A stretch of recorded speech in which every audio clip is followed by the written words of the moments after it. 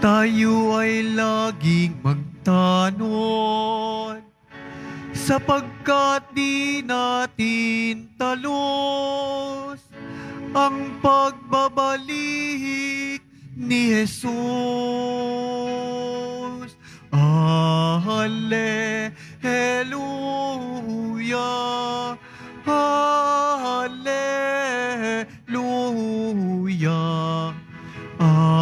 hallelujah, hallelujah.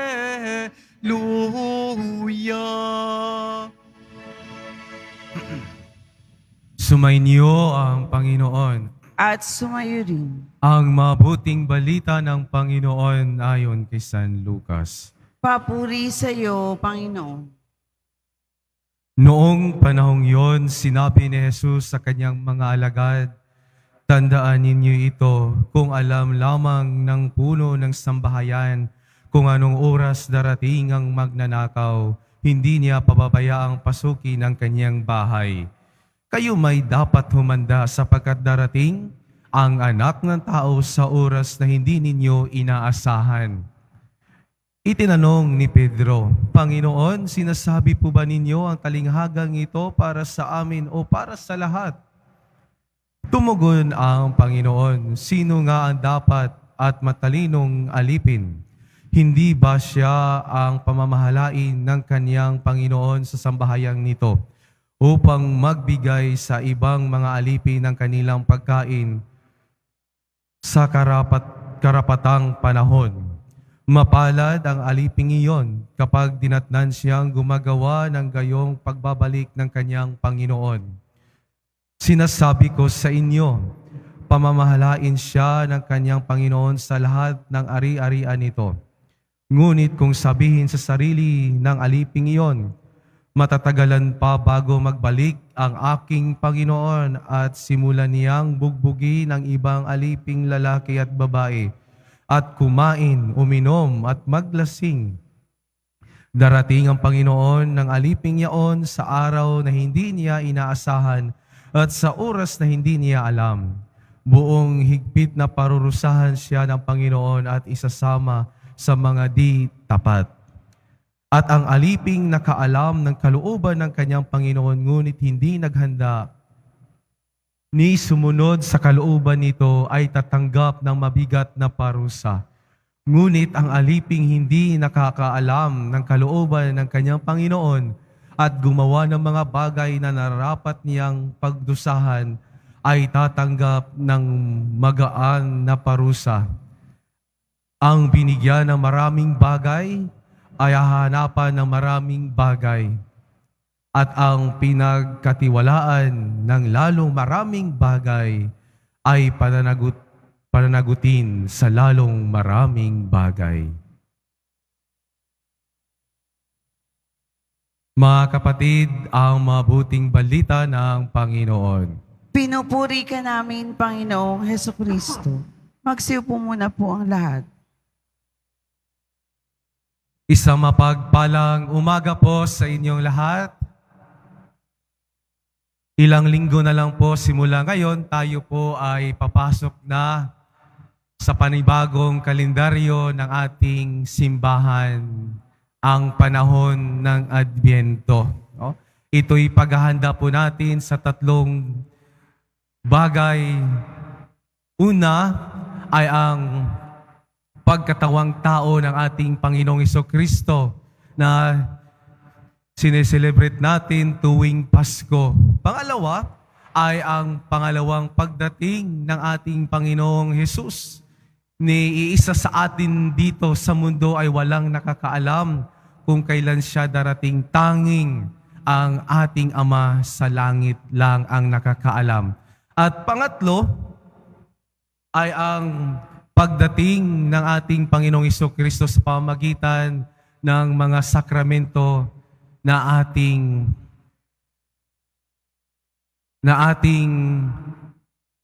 sineselebrate, katulad ng banal na misa at sakramento ng kumpisal.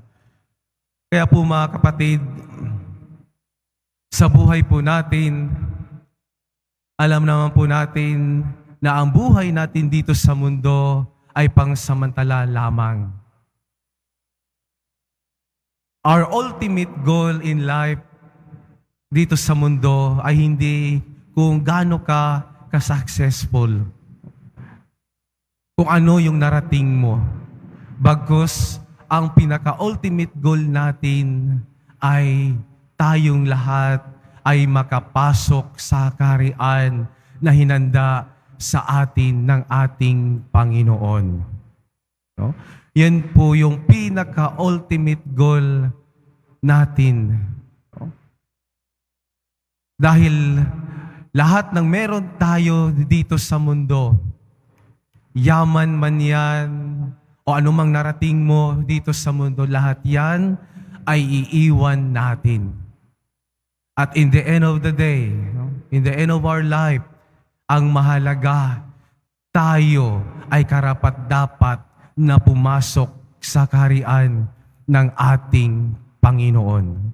Kaya po, huwag po sana nating itong mawala yung paghahanda natin sa buhay na walang hanggan. Sabi nga po ng mga santo, ng mga banal, na pinakamasaklap na mangyari sa buhay ng tao ay yung hindi siya makapasok sa kaharian ng ating Panginoon. So ito po yung pinakamasaklap na mangyari sa atin, na kung tayo sa huli ng ating buhay, hindi tayo makapasok sa kaharian na hinanda sa atin ng ating Panginoon. Kaya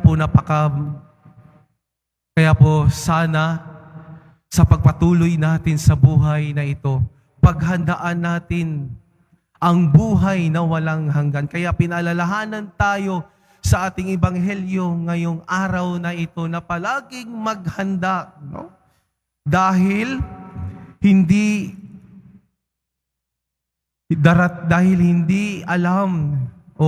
natin alam, darating ang anak ng tao sa oras na hindi natin inaasahan.